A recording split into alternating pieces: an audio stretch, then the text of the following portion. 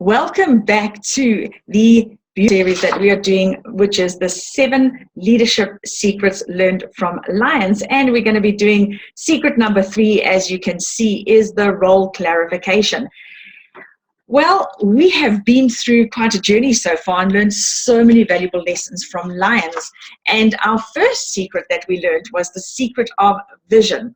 And then our second secret was a game plan. Now, you have to agree with me, if you've taken the time to listen to both the vision strategy and the game plan strategy, you would have noticed how valuable it is to not just have a vision. And if you ask people, they know the vision or they have a vision, and very few people actually know the daily action plans to the implementation of that vision and the expected results that you're supposed to be getting from it. And that's the beauty of having a game plan. The game plan is the one that's going to take us as a step-by-step practical action. So if you've jumped a game plan because you think you don't need to listen to it, then my suggestion is, you know what, why don't you stop this role clarification? Go back to vision. Check out why it's so important for you as a leader and me as a leader to ensure that we have that clarity of the vision, that we are focused on every activity that we do that aligns us back to that vision, and then we are directional. Directional in ourselves and also directional in the fact that we have to guide the people that we are leading on a daily basis to take them through the whole journey that we're wanting to do. And then you get through to secret number 3, which we have looked at and said is role clarification. So today, the importance of role clarification for us, we're going to again learn from lions. And when we look at the lions, especially a pride of lions, we'll see that the success of this particular pride is due to the fact that each and every lion knows exactly what it is that they've got to do in that particular pride that they're in, and their roles as well. Now, you can picture, you and I go through a bit of tension because roles and lines are blurred when we are going through different teamworks that we are working on. And if that happens to a lion or a lioness, well, I think their claws are a little bit longer than ours and a lot of damage can be done. So it's very important for them to decide where they fit into that pride. And at any point, any one of them may decide to step across those boundaries. When that happens, there is very serious ramifications for them, which will lead to, in fact, some of them, and sometimes when we look at it, it could actually lead to just, we would say dismissal, but for a pride of lions, it's removal or even death. And this is a very serious factor for them. So you and I, as we're going through our roles and responsibilities in an organization, we need to also understand that if we don't fit in and conform to the roles and responsibilities that are given to us by the organization, what will happen, whether we like it or not, we will also be removed, which means it's the death actually of our income. So we need to look at it from a very serious perspective. And let's look at the male lion. If he generally falls into the category, and he has a beautiful picture of a male lion, and you will see here that he falls into the category of a positional leader. A positional leader. Now, whereas lionesses, on the other hand, they fall into situational leadership. So positional being all about your position. As you can see, the lion is big, he's strong, it's all about his position. Situational emerges from what is happening on the ground. The male is the defender of the territory. He has distinct features that portray, I am the king of this particular group. Like, for example, the mane, which no other cat, by the way, actually has a mane. Only a lion has a mane. This makes him look larger and more intimidating. So he really is about position, about what he looks like. And the mane happens to be much like his business card or his CV, you know. It indicates to the other male lions the state of his maturity. So the bigger his mane is, the state of his maturity and the state of his health. Because the more the mane looks healthy to another lion, he knows that this guy's really in a good state of mind. As yours and my our business cards look like when we've got our PhDs next to them and those kind of things. It's kind of like our mane. But when we do that, we all of us fall into that positional leadership. So just be aware when you hand out your business card that you're not falling into a positional leadership. Well, after that, let's have a look at the females. When a female hunts, they always will hunt under the guidance of the oldest female on the ground, only due to experience. They actually do not even walk neck on neck, same pace with each other. They're always a few paces behind the eldest line. So have a look at this picture here, and you will see the situational leadership in tow here as these two lionesses. You can see them going in towards the hunt, but the older lioness is much more in front of the younger lioness, and you can actually tell by the openness of her jaw. And the reason being is because her jaw has just been broken 1-2 times more than the younger lions and had to have it fixed. But this is how they function. The females always submitting to the position of the more mature, oldest, wisest lioness. And it's all about on the ground and making things happen. So they function in the situational leadership profile. When it comes to the actual kill, each female has a distinct positioning, much like yours and my job descriptions. We have positionings within an organization, and I don't go and try and fulfill your positioning, otherwise we're going to mess up the organization and maybe even not make the sale at the end of the day. So the strongest of the actual lionesses, the one that's got the strongest one, will have the more powerful hindquarters. That's the one that's going to jump up and actually hit the hindquarters of a buffalo. Let's have a look at this picture here, and it's quite accurate in its explanations. You will see, look at this lioness jumping here. She's got a much stronger hindquarters, and you can actually see this one's got slightly weaker hindquarters. But this one's not even at full tilt in rushing out. She's watching for her moment and her timing before she jumps in for the kill and goes in for the buffalo's neck. She doesn't rush in order to destroy the actual kill. Every single thing with regards to the hunt has to do with timing. If they do not time this 100% correctly and accurately, then there's a tendency that they're either going to miss the bull or whatever it is that they're looking for. And therefore, what happens if they get trodden on, then they get maybe stampeded or whatever it is. So every single thing has to be perfectly done. Now, of course, not everything falls that way, because we've seen some where the buffalo has kicked them and those kind of things, and the timing has been out. So I'm sure that you can see clearly now why organizations must have clearly defined roles and responsibilities, clarity in order for the vision to be fulfilled. And when that happens, we now know that if you want to be a progressive employee and position yourself to be promoted or even considered for promotion, then it's noteworthy to never, ever, ever say things like, for example, oh, by the way, that's not in my job description, or that just sets you up for failure when you do that. So we must be open-minded to learn new things. However, especially if we're working towards a specific goal in a specific teamwork, it's imperative that roles and responsibilities are clearly defined, because if we don't do that, then we're going to end up in major failure. So now we're going to have a look at how we can make sure that roles and responsibilities are clearly defined. Because role ambiguity is one of the greatest sources of stress in any team.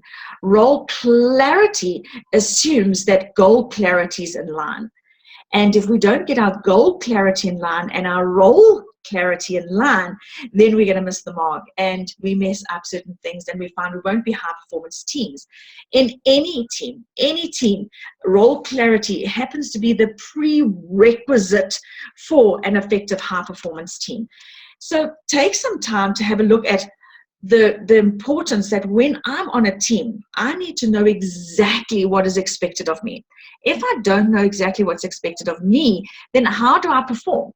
And most of us, and later on we will look into how we can form the teams and make sure that when the team is working together, how the team can be that high performance team. So which aspects of the roles are important for role delivery, and the deliveries that need to be brought into, and what contributes to the team goal? How is the performance taking place? What will be elevated, and what will be, when must it be elevated, and when mustn't I be elevated? When must I hold back? When must I give my input in? Then the team as a whole will begin to perform at a higher level of expectation. Only once the individual's roles and responsibilities have been clarified, then we can actually look at how it's going to perform within a team. And it's important for us, each and every one of us, if we want to have success in our teams and the implementation of our teams, then we need to make sure that we are absolutely clear on the difference between what our roles mean. Now, many leaders, and I've made this mistake many times in the organizations that I haven't even considered this step. I've just said, well, hey, you know what, we're in this team, let's function together, this is the goal, let's go for it. I haven't once stepped back and said, you know what is the most important reason why role clarification is important in my team?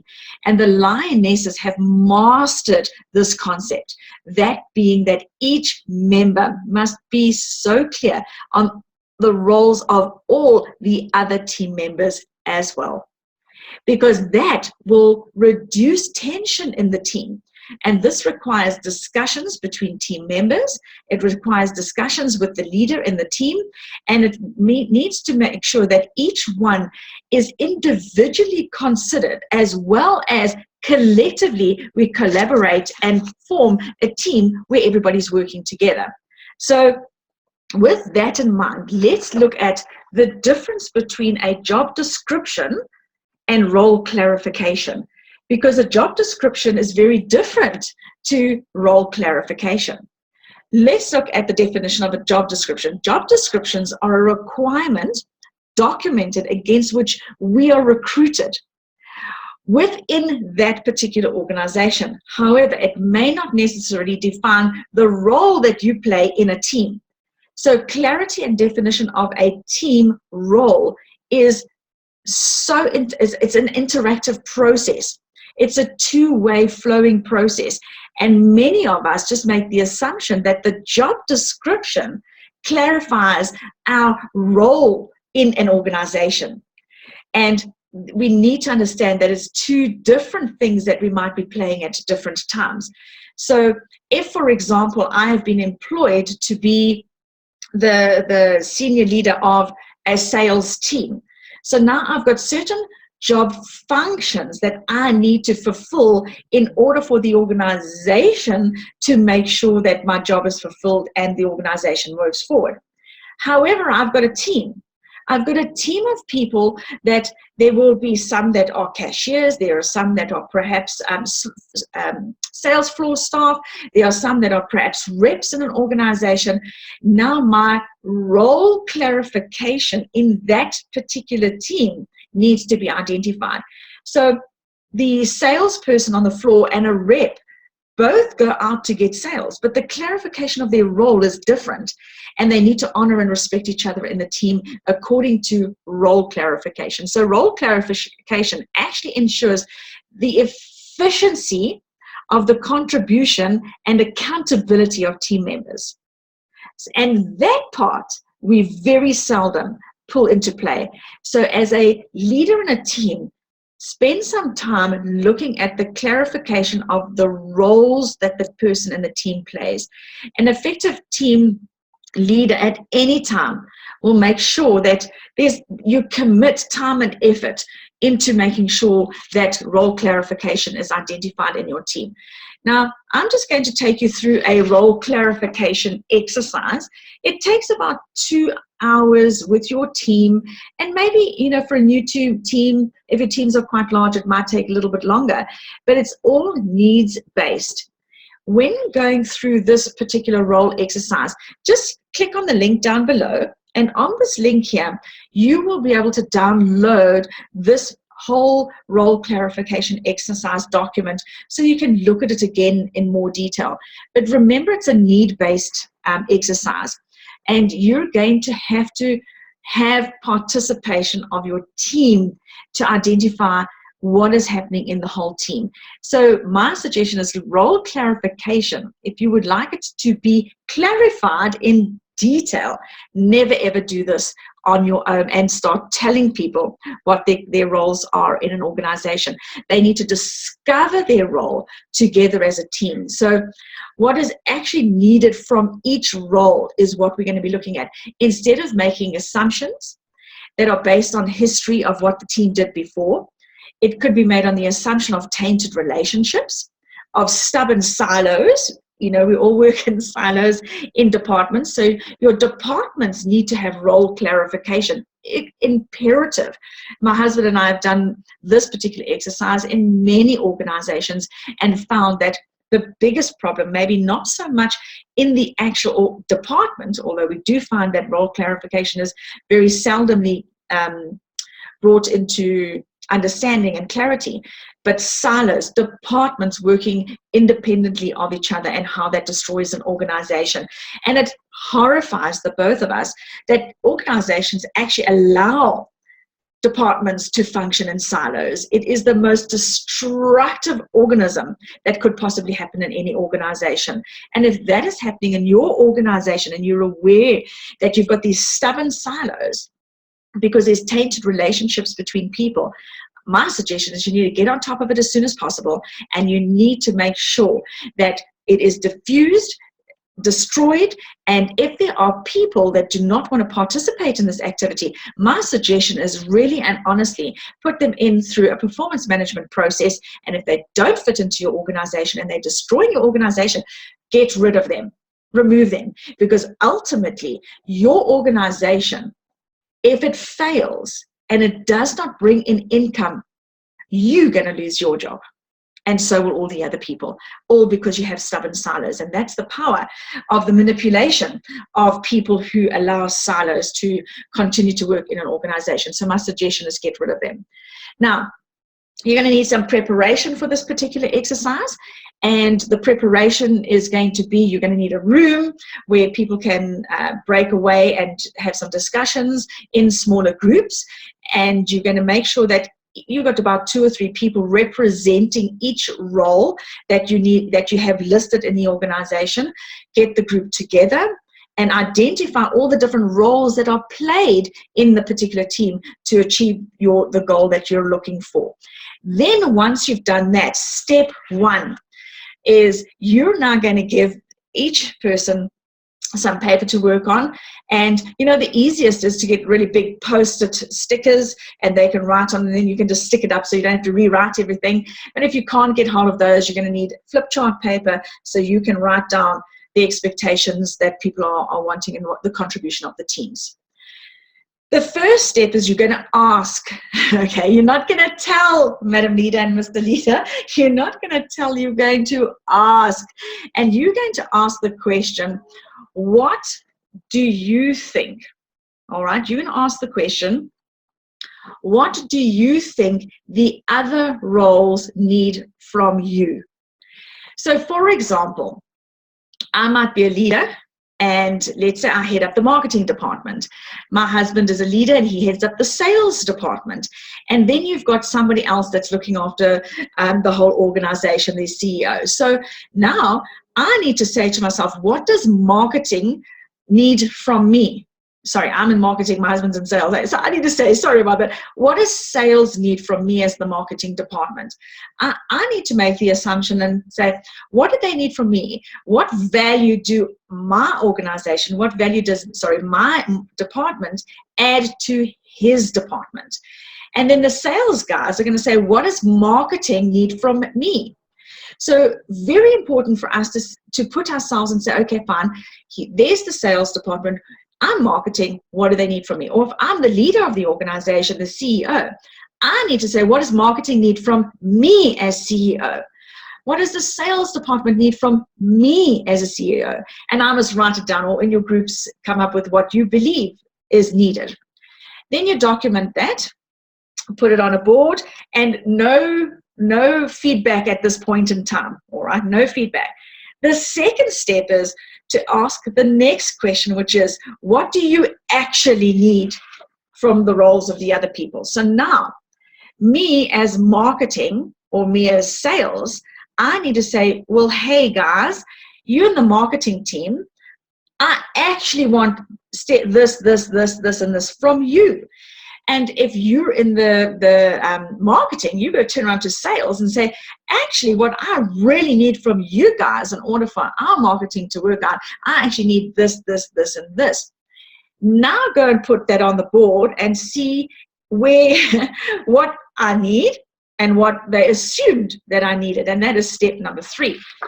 So step 3 is going to say, oh my gosh, this is what I said I actually needed, and this is what they assumed that I need. And when that comes to play, only then, once you've put it on the board, now go and look for the departments that match, and you celebrate, oh great, we know what we need from each other. And the next thing is to say, can I give it to you? Am I in a position to actually fulfill that? Can I give you that information that you're needing, or the support that you're needing? Am I in a position to do that? And so that would be step number 4, is identify those matches. And then number 5 would be to make sure that wherever the discrepancies are, it's imperative to now sit down and chat together and work out why do you think this is what I must give you, and why is this what I actually need, and come down to step number 6, which is finalizing your total expectations and settling in to the final framework that you're going to be needing. So you will see that this really does take quite a bit of time. And once you've done that, my suggestion is, whenever you have a new team that you're putting together, this has to be done. Because yes, we might know that, oh, you're from marketing, you're from sales, you're from dispatch, you're from this, and we're on this team and we've been put together. But our job descriptions don't form our role clarification in that team for the specific goal that's been given to us. So please make sure whenever new teams are put together, take just these 6 steps. They are so simple, yet extremely productive and extremely powerful to the success of your organization. And that is role clarification and how important it is. So don't forget to just go on the link below, click on it, download this document. It's very simple, but it tells you what you need. The time frame all depends on you and how large the organization is, how many different roles need to be clarified within the organization. And my suggestion is, please do this, because this will really help your organization move forward.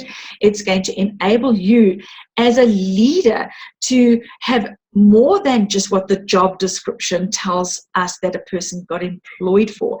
Now we need to say, well, that's really great, but the role you fulfill in this organization is this, and this is the reason why, and this is how you as an individual are going to add value to all the various other departments.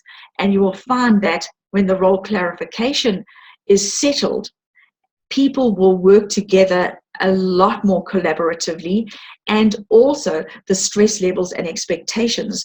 Stress levels will be less, expectations will have been met, and you will find that people will work a lot more closer together, and you will reduce those ugly silos that you might have in your organization. So it's going to assist you as a leader. It's going to enable that your organization will have high performance teams, and you'll create a very great high performance culture within your organization.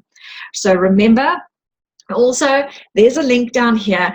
Go onto the online positive community of leaders that we have got, and my suggestion is that we would love to hear, how is this particular exercise working for you and your organization? What is it? What weaknesses do you find that you found with this particular project, or what are the values that it added to your organization? And we would love to hear these things, and we've got some amazing leaders that could add value. Please ask us questions. We're here to help you as leaders put yourself in a situation where you are a dynamic leader with a dynamic organization, and that you're ready and preparing yourself for next level promotions in your organization. So don't forget to click the link down below and become part of our leadership community. So this is Michelle van Tonder signing off, and I say, remember, it's all about leadership action through practical application. So take the time to do that particular exercise on role clarification. And I'm looking forward to secret number 4 next week. Take care.